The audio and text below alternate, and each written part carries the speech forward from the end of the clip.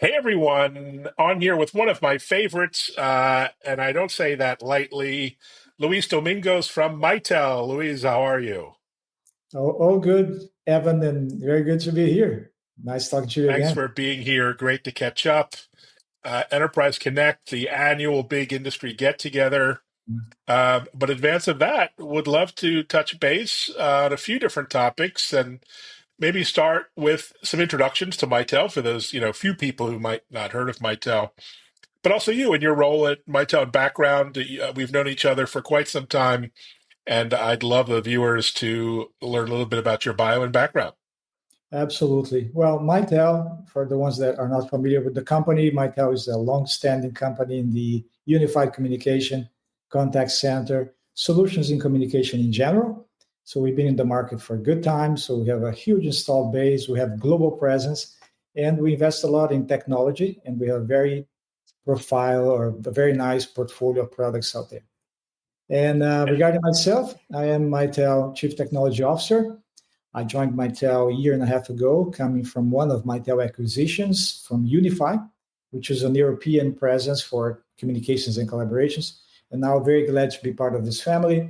And I'm in the business for a long time, so I'm going to date myself, but I'm about 30 years in the business of communications. And I've been doing it, very present and evolved with the technology through the years. And I've been CTO in this role for 7 years now, prior at Unify and now with Mitel. And I really like technology. I enjoy really discussing and addressing portfolio improvements and evolution around technology. So that's my area of excitement.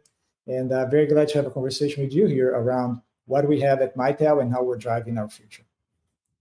brilliant. And what do you see your role as CTO, leading the CTO group at Mitel being? How do you think about navigating the current landscape and continuing to fuel innovation and differentiation? What's your thought there?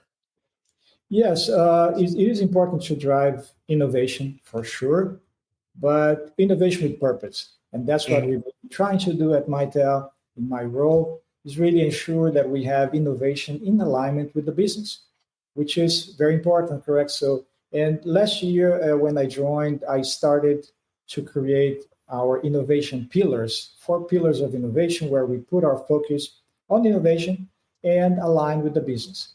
You might have spoken to our CMO, Eric Hansen, and he gave you a better overview of where we are with the business objectives. But the innovation strategy aligns to those 4 pillars in general.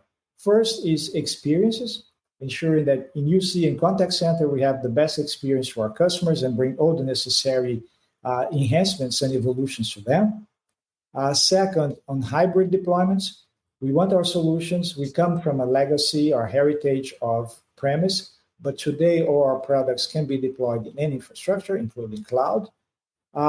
Third is about vertical applications. We want to not just play in the horizontal communications world, we want to ensure our solutions also address vertical needs from various industries out there. And last but not least, the 4th pillar is AI.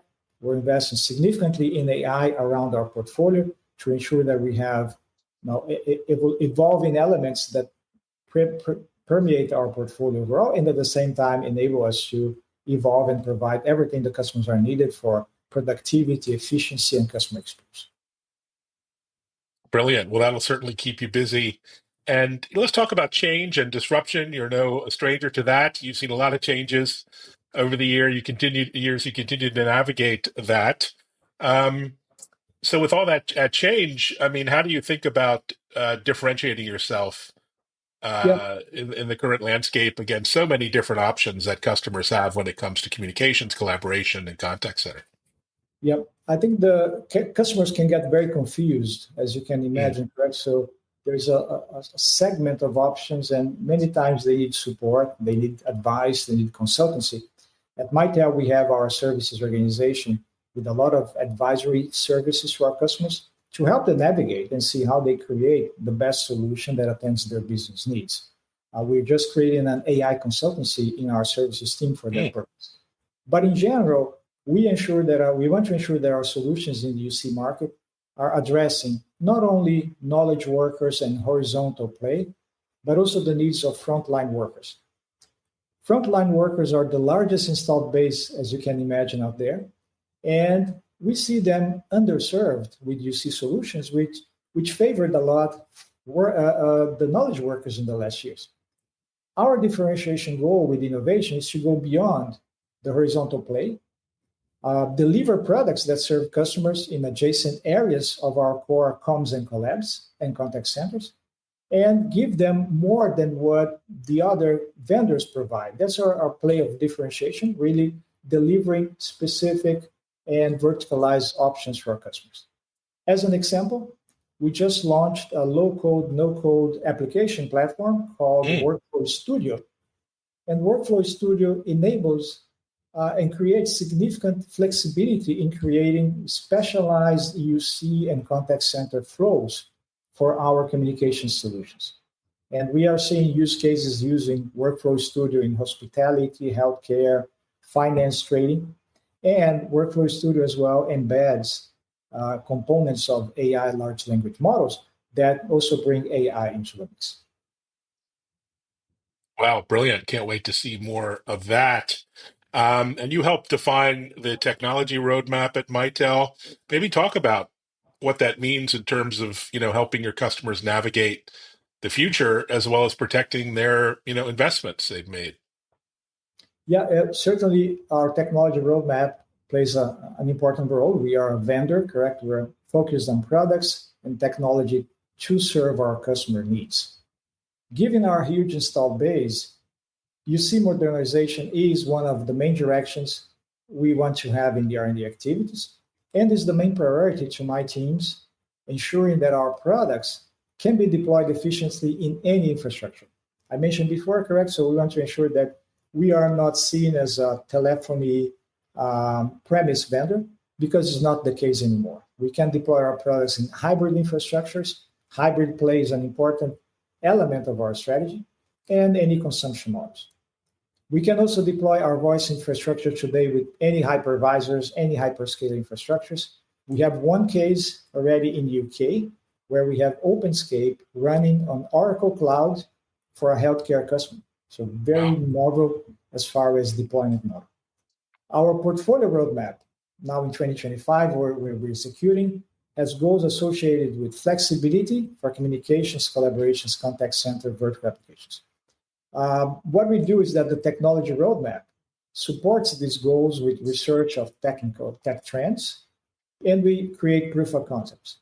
I have within my organization Mitel Labs, which is our incubation research lab, and they are in the forefront of innovation, of course, and they are researching with top experts in various tech fields. I have not only AI as a key technology, but also researching IoT, augmented virtual reality. So there are several fronts that we research. With the Mitel Labs work as in the forefront of it, we take the outcomes, recommendations, and work with the product team on the portfolio, how the technical roadmap aligns and support. Brilliant.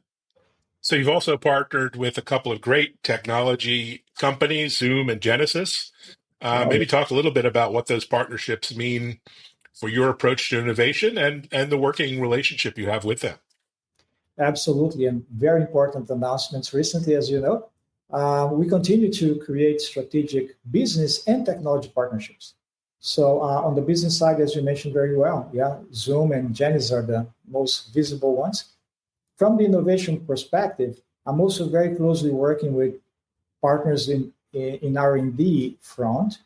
I see the R&D partners, the technology partners also enhancing our R&D investment. The large partnerships as Zoom and Genesys are more evident, but we have several technology partners that are helping augment our solution landscape. We are now, in a few weeks, we are officially launching GA for our new contact center, Mitel CX. So fully modernized and brand new contact center solution, our mainstream contact center offering moving forward. So we spent significant effort there to bring AI to this offering, covering a vast spectrum of contact center needs for modern usage. However, Genesys plays a role into our landscape and for very large cloud contact centers, particularly with the cloud emphasis. we are offering Genesis as part of the CC portfolio. So we have the two products. Certainly, our product covers a good chunk of the market, but we also have Genesis for specific customers and regions around the world. On the Zoom side, different story, correct? So it's more than a business partnership. It is a technology partnership as well. Mm. So the partnership with Zoom is what we call the hybrid communications partnership. And hybrid in the sense that there are elements of the solution in private cloud or hosted cloud connected to Zoom as the desktop, as the collaboration component. So this is possible today with other collaboration applications. I don't have to name them, but the way we did with Zoom is a client, the Zoom integration is a client component in the Zoom desktop that reflects the Mitel platforms, the voice platforms. So we worked very closely with the Zoom colleagues in the last 6 to 9 months. And we believe we have, and I'm sure we do have, this most seamless integration, taking the best technical solution components from Zoom desktop and the Mitel voice platforms. So it will give you the same experience even in the mobile client applications because it's fully integrated and takes advantage of the Zoom capabilities of the desktop. So in our view, this is user experience at its best. That's how we see, and we're very pleased with this. This week, we had the Zoom sales kickoff in Vegas. Our CMO was there with other colleagues, so very good acceptance of the market to our offering together with Zoom. And we'll continue to drive that as our main driver of hybrid communications. Brilliant. Well, win-win for customers, that's for sure. Let's dive a little bit deeper into AI. As you know, it's reshaping everything in communications and customer experience, customer engagement. Maybe talk a little bit more about what that means in terms of your solutions and how, AI-powered CX is becoming inherent to everything. Customer engagement, customer satisfaction, and beyond. When do you see some of those benefits coming to life? Yes, at Mitel, we're definitely putting a lot of effort there. So, and we're seeing the first iterations of our products out of the door now. And we delivered AI across the portfolio in the last 12 months. You see the new contact center, Mitel CX. The Mitel CX is coming with AI assistant, multimodal AI capabilities, transcription of calls and recordings, analytics, and there's a lot of capabilities that we built around it. So it's become a very powerful contact center with virtual agents, with AI assistants and transcription and all capabilities around it. So very, very good. I'm very excited with that announcement and getting it out of the door finally. In addition, as part of Mitel Labs, we have AI research and we have some roadmap plans going on. We have 3 fronts that I can illustrate here. One is Edge AI. So it's part of our hybrid deployment strategy to serve our customers in industries and countries where they have strong regulations, where they don't want to use the traditional AI in the cloud. So we are working to announce later this year the adoption of an Edge language model with relatively modest compute requirements. This will serve many of our customers and give them the confidence that their valuable knowledge base is protected. Also, we are working on voice AI, speech AI assistants. So I think you see the norm today is still chat-driven assistants and text-driven. So we are working on voice-driven, and we're implementing our first speech AI assistant. As you know, voice is in Mitel's DNA, correct? And we use that to ensure scalability, latency, low latency, and accuracy in the voice processing initiative, giving our customers the knowledge and experience that we bring with, and the safety that we bring with voice AI in the edge. And Workflow Studio, as I mentioned before, is kind of a Swiss Army knife for communications workflow.